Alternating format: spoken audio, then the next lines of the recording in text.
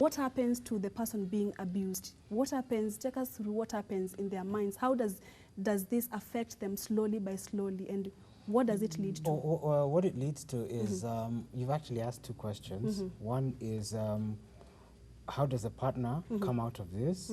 And how does the partner sink into this to begin with? Yes. You find yourself, like you were saying, very engrossed. Yes. Let's say both people are very engrossed in each other. They call it love.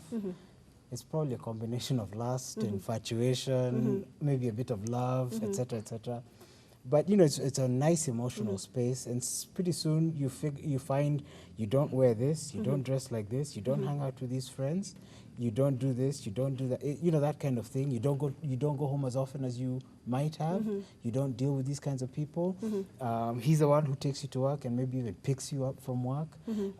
If you're in a meeting with your boss, he wants to know, you know, are you really doing this and that with your boss, and so, you know, those kinds of things. Yeah.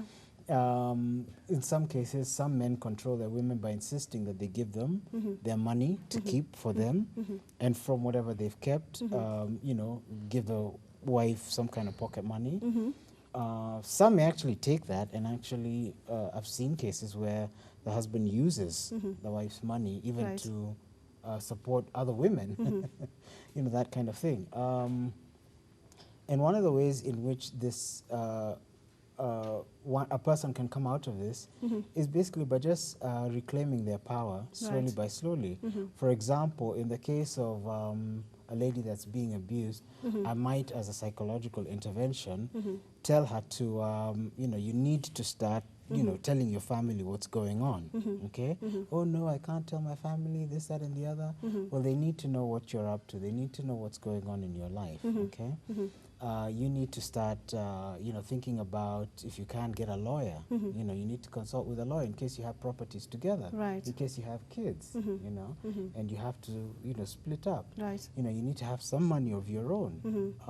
You know, you need to have a bit of your own life. So over time, now this is simply a therapeutic approach. Yours might be different, but over time what it does is that it starts to burst the little bubble that this lady has found herself in, and it starts to expand her life.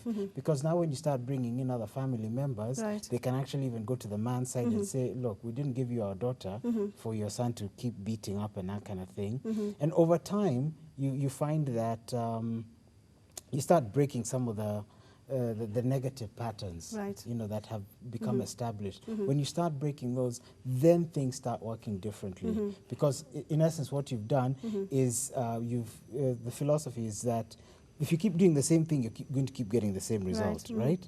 So in order to get a different result, you do something different. So if you push somebody to stop, you know, isolating, to stop hiding, to stop making excuses for the guy, to, you know, come out of that victimhood, to seek support and that kind of thing, then you start opening up the marriage and the health of the marriage. Or, I mean, while it might be a bad marriage, but the general health of the marriage starts to improve, even though the man or the victimizer may feel that it's not improving, but it does start to improve. You know. How does mental abuse affect someone? All right, thank you, Coach. Mental abuse, just like any other form of abuse, has both short-term and long-term effects. I'm careful. I am really, really concerned about the long-term effects, because eventually that's what happens. But the short-term effects among them is that, one, because we said of the intimidation and the fear and the harassment and the dominance that the perpetrator has over the victim, is they tend to feel very low in terms of their sense of self-worth. Because you're constantly being put down. So you find that the victim has a very low sense of self-esteem and sense of self-worth. That basically means they are incapable of giving themselves a self-appraisal that is positive. Because you know the person who is putting you down is a significant person in your life. It's your spouse, it's your parent, you know, it's, you know, someone who is very, very close to you. So the more they tend to put you down, the more you sort of tend to internalize it and believe that this is true. In terms of the long-term effects, abuse and suicide are very closely related.